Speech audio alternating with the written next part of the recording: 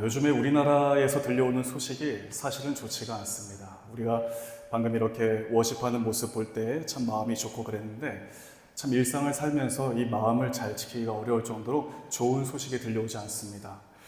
그런데 그런 가운데에서 최근까지 있었던 이 하얼빈 동계 아시안 게임에서 우리 대표 선수들이 아주 좋은 그 결과를 거두었다라는 이야기를 기사를 통해서 접하게 되었습니다.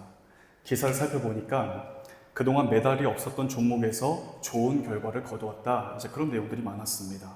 그 중에서 이 쇼트트랙 단거리 종목입니다.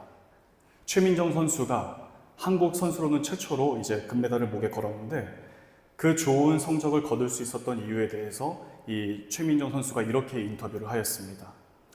2024년 1년 동안 잠시 퇴근마크를 반납하고 쉬는 시간을 가졌습니다. 쉬는 동안 혼자 사색하는 시간을 많이 보내면서 심적인 여유를 되찾았기 때문입니다. 이 운동 경기에도 승패를 결정짓는 여러 가지 요인들이 있는데 이 최민정 선수의 인터뷰를 통해서 우리가 발견하게 되는 것은 자신을 돌아보는 시간, 이 자신을 돌아보는 시간을 갖게 되는 것이 매우 중요하다라는 사실을 우리가 발견하게 됩니다. 신앙생활 역시 마찬가지입니다. 이 신앙의 길을 걸어가는 동안 내가 바르게 걷고 있는 것인지, 지금 나의 영적인 상태가 어떠한지를 늘 돌아보는 시간을 가질 수 있어야 한다는 것이죠. 오늘 본문 사무엘상 7장은 이스라엘 백성이 블레셋 족속과의 전투에서 크게 승리한 그런 내용들을 우리에게 말씀해주고 있습니다. 그런데 앞서 사무엘상 4장을 말씀 보게 되면 거기에서 이스라엘 백성은 블레셋에게 크게 패했지만 오늘 본문에서는 대조적으로 승리하고 있는 모습을 우리에게 말씀합니다. 과연 어떻게 승리를 거둘 수 있었는지, 그 승리의 요인이 무엇인지 우리가 오늘 본문을 통해서 발견하면서 우리에게 주시는 영적인 메시지가 무엇인지를 함께 붙잡고 우리가 하나님 앞에 설 수 있는 은혜의 시간 될 수 있기를 주님의 이름으로 축복합니다. 이스라엘이 블레셋과의 전투에서 승리할 수 있었던 첫 번째 이유는 온전한 회개가 그들 가운데 있었기 때문입니다.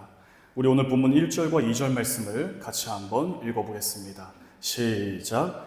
기럇 여아림 사람들이 와서 여호와의 궤를 옮겨 산에 사는 아비나답의 집에 들여놓고 그의 아들 엘리야사를 거룩하게 구별하여 여호와의 궤를 지키게 하였더니 궤가 기럇 여아림에 들어간 날부터 20년 동안 오래 있은지라. 이스라엘 온 족속이 여호와를 사모하니라. 아멘. 1절과 2절 말씀 보게 되면 기럇 여아림이라고 하는 장소가 나타납니다. 이 장소를 주목하고 있는 이유는 여호와의 언약궤가 무려 20년 동안이나 거기에 머물고 있었기 때문입니다. 언약궤가 원래 있어야 될 장소는 성막이 있었던 실로라고 하는 장소입니다. 이 여호수아가 가나안 땅을 정복했을 그때부터 언약궤는 실로에 계속 있었고 이스라엘 백성들은 이 하나님의 거룩하신 임재를 상징하는 그 언약궤가 있는 곳으로 모여서 하나님 앞에 제사를 올려드려 왔습니다.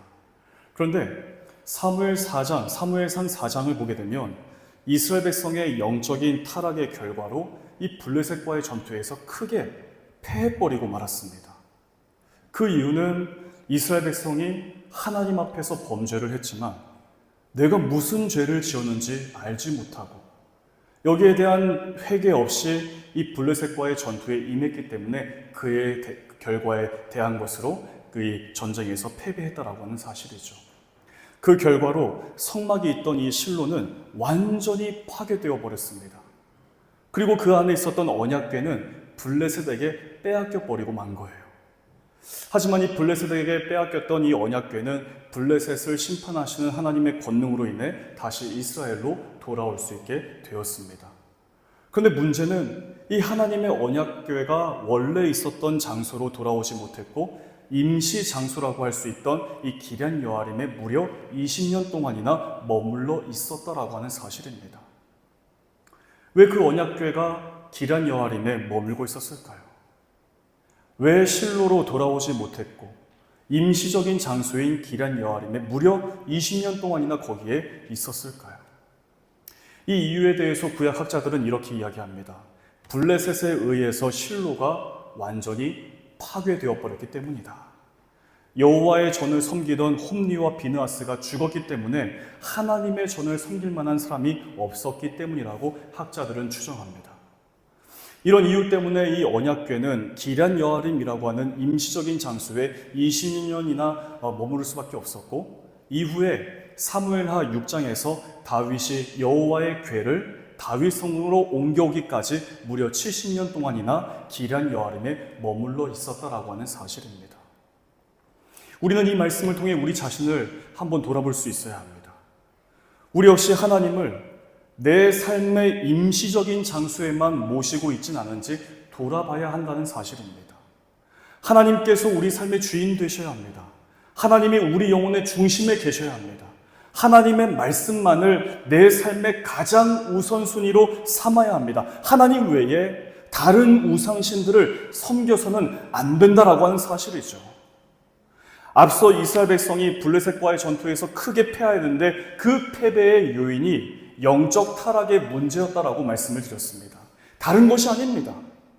하나님 아닌 다른 신들을 섬기고 하나님을 모셔야 할 우리의 삶의 자리에 하나님이 아닌 다른 것, 물질과 쾌락과 욕망을 우리 자리의 중심에 두고 있었기 때문에 그런 결과가 주어졌다라고 하는 사실이죠. 그런데 오늘 본문 2절에서는 이렇게 말씀하고 있습니다. 우리 2절 말씀을 다시 한번 같이 읽어보겠습니다. 시작. 궤가 기럇 여아림에 들어간 날부터 20년 동안 오래 있은지라 이스라엘 온 족속이 여호와를 사모하니라. 아멘. 2절 끝부분을 보게 되면 여호와를 사모하니라 라고 되어 있습니다. 구약 성경책은 히브리어로 기록되어 있습니다. 신약 성경책은 헬라어로 기록되어 있지만 70인역 성경이라는 책이 있습니다. 이게 뭐냐면 헬라파 학자들이 구약과 신약 전부를 헬라어로 기록한 성경책이다라고 보게 되는 것이죠. 오늘 우리는 한글로 기록된 이 성경책을 보지 않습니까? 마찬가지로 그리스인들을 위한 이 헬라어로 번역한 성경책이 70인역이라고 되어 있습니다. 이 70인역 성경을 보게 되면 여기에서 여호와를 사모하다 이 부분을 헬라어 단어인 오피소라고 그렇게 번역하고 있습니다. 오피소. 이건 뭐냐면 여호와를 응시하다, 여호와께로 방향을 바꾸다라고 하는 의미를 가진 단어입니다. 그러니까 이스라엘 백성이 지난 20년 동안 하나님의 말씀을 방치한 거예요. 하나님의 다스리심을 외면했던 그 삶의 자리에서 이제 방향을 바꾸기 시작했다. 이스라엘 가운데 함께 하시는 그 하나님을 바로 바라보기 시작했다라고 하는 뜻입니다. 사랑하는 여러분, 우리는 여기에서 진정한 회개, 참된 회개란 무엇인지를 우리가 발견하게 됩니다. 회개라고 하는 것은 그저 윤리적인 뉘우침 그 정도가 아닙니다. 삶의 방식을 완전히 바꾸는 것이죠. 그동안 세상 욕망, 더 많은 소유, 더 높은 자리, 더 많은 쾌락에 빼앗겼던 우리 마음과 시선을 하나님께로 돌리고, 그래서 하나님께서 들려주시는 말씀을 듣기 시작하고 그 말씀을 따라 살아가는 것입니다. 저는 성경 읽는 것을 매우 중요하게 생각합니다. 신앙인이라고 한다면 성경책 반드시 읽어야 됩니다. 그리고 그 말씀을 깊이 묵상하면서 기도해야 되는 것이죠. 기록된 말씀을 읽고 묵상하는 가운데 나의 연약함, 이 죄의 문제에 노출되기 쉬워서 넘어지기 쉬운 내 삶의 모습들, 그런 내 삶의 중심에 무엇을 모셔두고 살아가야 하는지를 말씀을 묵상하며 기도하는 가운데 하나님이 들려주시는 소리를 들을 수 있고, 그렇게 하나님께서 원하시는 삶으로 살아갈 수 있기 때문에 성경 읽는 것 굉장히 중요합니다. 설교 듣는 것은 별로 중요하지 않아요. 그런데 성경 읽는 건 굉장히 중요합니다. 이 말씀 읽으면서 성령이 내 삶을 조명하시고 내게 꼭 필요한 말씀이 무엇인지를 들려주실 때 그 말씀 의지해서 우리가 살아낼 수 있기 때문에 성경 읽는 게 굉장히 중요합니다. 사랑하는 여러분, 여러분은 하나님을 어디에 모시며 살아가십니까? 마치 이 언약궤를 임시 장소에 20년 동안이나 방치해 두었던 것처럼 우리의 마음에서 아주 멀어진 곳에 그렇게 방치해 두었다가 우리가 급할 때, 우리가 필요할 때 찾는 정도로 하나님을 모시며 사는 것은 아닌지요. 이스라엘 백성은 이 블레셋과의 전쟁에서 패배한 이후에 선지자가 전해주는 하나님의 말씀을 듣고 자신들의 삶을 돌아보았습니다. 자신들이 이 하나님의 언약궤를 기럍 여아림에 20년 동안이나 방치해 두었다는 사실을 깨닫고 여호와를 사모하다. 지금까지의 자신들의 잘못을 회개하며 이제 하나님께로 시선을 돌리는 것이죠. 그리고 하나님이 주시는 말씀을 듣고 삶의 방향과 방식을 바꾸기 시작했습니다. 하나님은 오늘도 우리에게 말씀하시기를 원하십니다. 그 말씀 붙들고 하나님께서 인도하시는 길을 따라 살아가야 합니다. 이것이 진정한 회개입니다. 내 삶의 방향성을 하나님께로 돌리고 거기에서부터 들려주시는 하나님의 말씀을 따라 살아가면서 우리의 삶의 방식을 완전히 바꾸는 것, 회개입니다. 언제나 하나님을 향해 우리의 마음과 시선을 맞춰드리고 그리고 우리의 삶의 방향을 하나님께로 돌려서 하나님이 주시는 그 말씀을 붙들고 하나님이 원하시는 삶을 살아가는 거룩한 주의 성도들 다 되시기를 주님의 이름으로 축복합니다. 두 번째 이스라엘의 승리한 요인은 온전한 예배의 회복입니다. 우리 오늘 본문 3절 말씀을 같이 한번 읽겠습니다. 시작. 사무엘이 이스라엘 온 족속에게 말하여 이르되 만일 너희가 전심으로 여호와께 돌아오려거든 이방 신들과 아스라롯을 너희 중에서 제거하고 너희 마음을 여호와께로 향하여 그만을 섬기라. 그리하면 너희를 블레셋 사람의 손에서 건져내시리라. 아멘. 사무엘 선지자는 이스라엘 백성들을 향해 두 가지 결단을 강력하게 촉구했습니다. 한 가지는 뭐냐면 이방 우상신들을 너희 중에서 제거해라. 또 다른 하나는 너희 마음을 하나님을 향하여 하나님만을 섬기라 라고 하는 강력한 요청이었습니다. 3절 말씀 보게 되면 너희가 전심으로 여호와께로 돌아오려거든 이방 신들과 아스라다롯을 너희 중에서 제거하고 라고 말씀합니다. 너희 중에서 제거하라. 이 말의 원어적인 의미는 너희의 중심으로부터, 그러니까 너희 중에서가 아니라 너희 각 사람 마음의 중심으로부터라고 번역하는 게 더 정확합니다. 사무엘 선지자는 이스라엘 백성들에게 너희의 마음의 중심에 두고 있던 모든 우상들을 다 제거하라 라고 강력하게 촉구하고 있는 거예요. 3절 말씀을 메시지 성경은 이렇게 번역하고 있습니다. 그 후에 사무엘이 이스라엘 백성에게 말했다. 여러분이 진심으로 하나님께 돌아오려거든 집을 깨끗이 정리하십시오. 이게 정리하다가 청소하라 이런 얘기가 아니라 그동안 이방 신들 앞에 제사했던 제사의 흔적들, 그 더러운 것들, 그런 것들을 다 제거해버리라고 하는 거죠. 이방 신들과 다산의 여신들을 없애고 하나님께 기초를 단단히 두고 오직 그분만 섬기십시오. 그러면 그분께서 여러분을 블레셋의 압제에서 구원하실 것입니다. 하나님께 기초를 단단히 두고 오직 그분만을 섬기십시오라고 말씀합니다. 이방신 앞에서 제사하거나 절하지 말고 오직 여호와 하나님, 온 세상을 창조하시고 우리 각 사람을 지으신 하나님, 온 하늘과 온 땅의 왕이시고 지금도 살아서 역사하시는 그 전능하신 하나님만을 섬길 것을 사무엘 선지자가 강력하게 백성들을 도전하고 있는 거예요. 그러자 이 강력한 이 선지자의 촉구에 이스라엘 백성들의 그 마음이 움직였고 이렇게 고백을 합니다. 우리 4절 말씀을 같이 한번 읽겠습니다. 시작. 이에 이스라엘 자손이 바알들과 아스다롯을 제거하고 여호와만 섬기니라.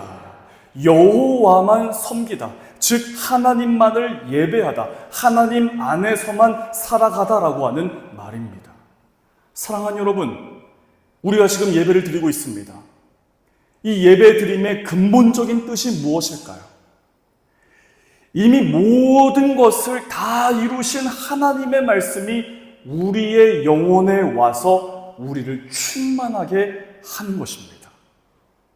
이 하나님의 말씀을 헬라어로 두 가지로 표현합니다. 한 가지는 로고스이고 다른 하나는 레마입니다. 이 로고스는 기록된 하나님의 말씀이죠. 레마는 기록된 말씀을 읽는 가운데 하나님의 말씀이 내 영혼에 부딪히면서 울림을 주면서 우리 영혼 깊은 곳으로 하나님의 말씀이 들려오는 것을 레마라고 이야기합니다. 선지자 사무엘이 백성들을 향해 너희는 이방 신들과 다산의 여신들을 다 없애고 하나님께 기초를 단단히 두고 오직 여호와만을 섬길 것을 강력하게 촉구했습니다. 이 선지자가 전한 하나님의 말씀이 그 이스라엘 백성들 영혼 깊은 곳에 부딪혀 오면서 그 영혼에 큰 울림이 되고, 그래서 그 말씀을 따라 바알들과 아스타롯 이 모든 우상들을 다 제거하고 우리가 하나님만을 섬기겠습니다라고 결단할 수 있었다는 사실이에요. 이 예배드림의 시작과 완성은 하나님의 말씀이 우리 영혼 깊은 곳으로 들려오느냐, 들려오지 않느냐에 따라서 전혀 달라지게 되어 있는 것입니다. 하나님의 말씀을 듣지 못하면 우리 영혼에 하나님이 아닌 다른 것으로 가득가득 채워지게 되어 있는 거예요. 우리 영혼에 하나님이 아닌 다른 것으로 가득 채워지게 되면 하나님 말씀이 들려오지가 않습니다. 하나님 말씀 듣지 않으면 겉으로는 종교인인 것처럼, 겉으로는 신실한 것처럼 할 수 있지만 온전히 하나님만을 섬기며 예배하며 살 수가 없는 거예요.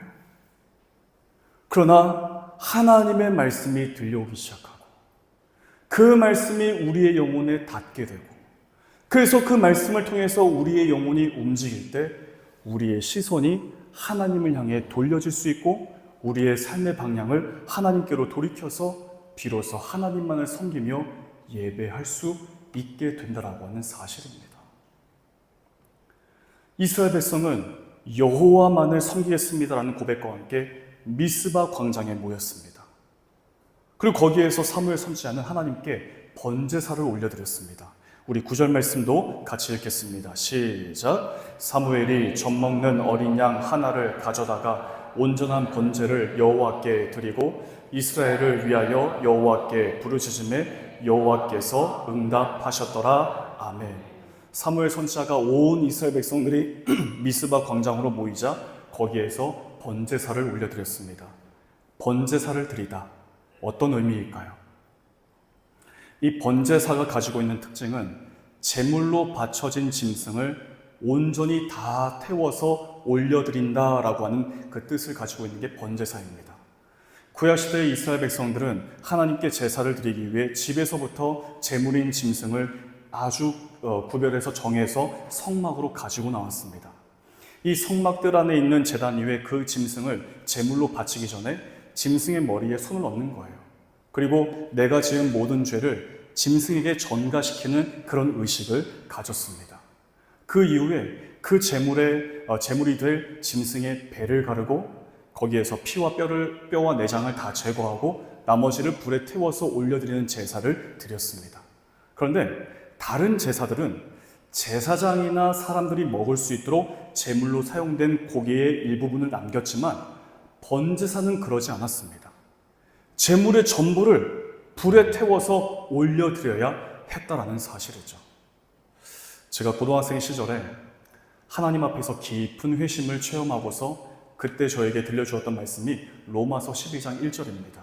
그러므로 형제들아 내가 하나님의 모든 자비하심으로 너희를 권하노니 너희 몸을 하나님이 기뻐하시는 거룩한 산 제물로 드리라.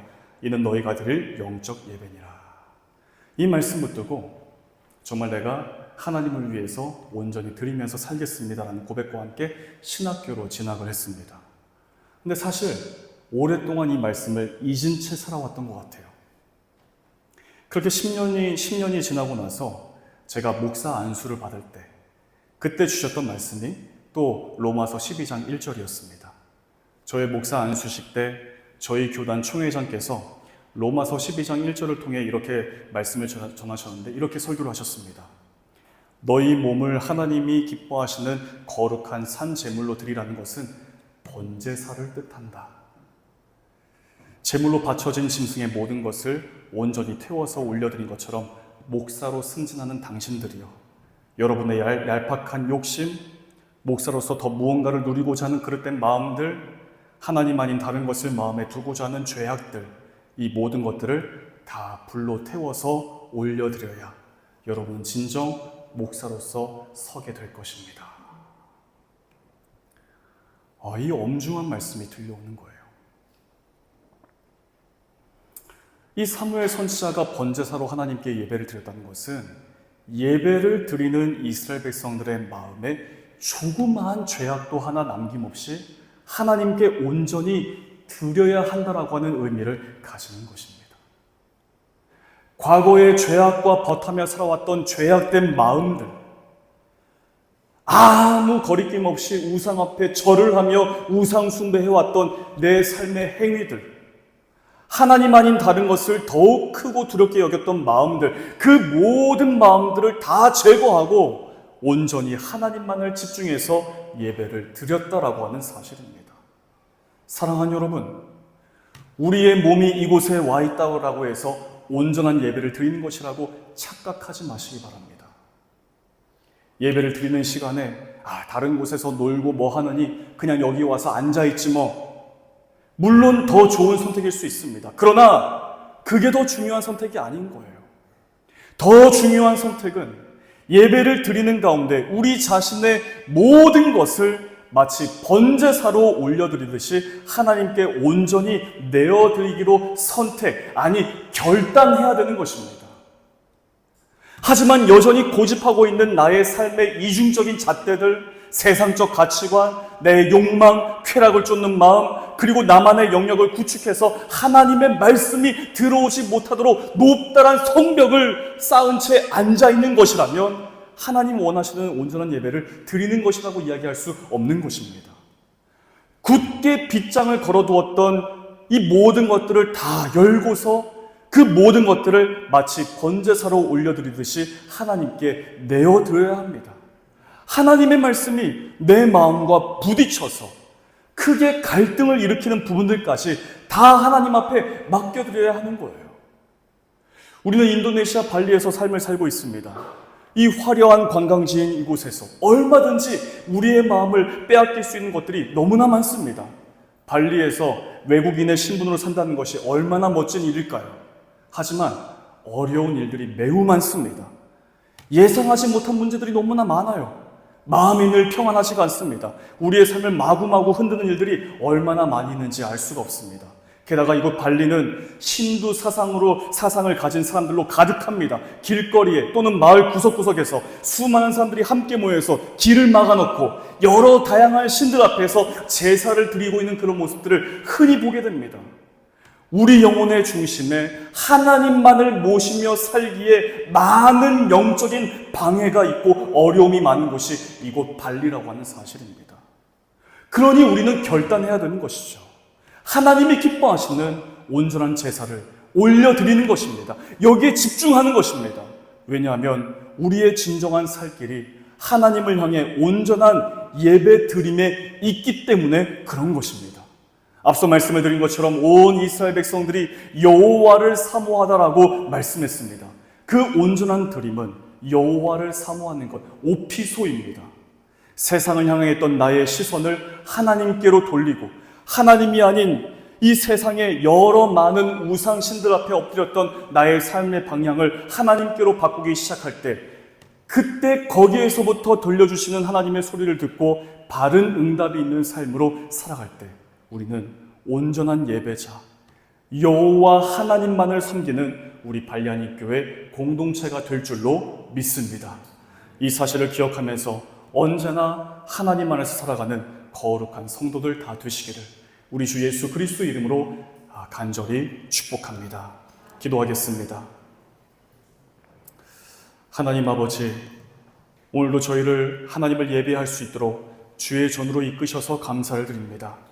우리가 어느 곳에서 어떤 모습으로 살든지 우리를 부르신 그 자리에서 오롯이 하나님만을 예배하는 저희들 되게 하시고, 우리의 영혼과 우리 마음 깊은 곳으로 부딪혀오는 하나님의 말씀을 따라 마치 번제사를 드리듯 우리 안에 더럽고 추악한 모든 것들을 다 내어드리며 오직 하나님 안에서 하나님만을 섬기며 살아가는 저희들 다 되게 하여 주시옵소서.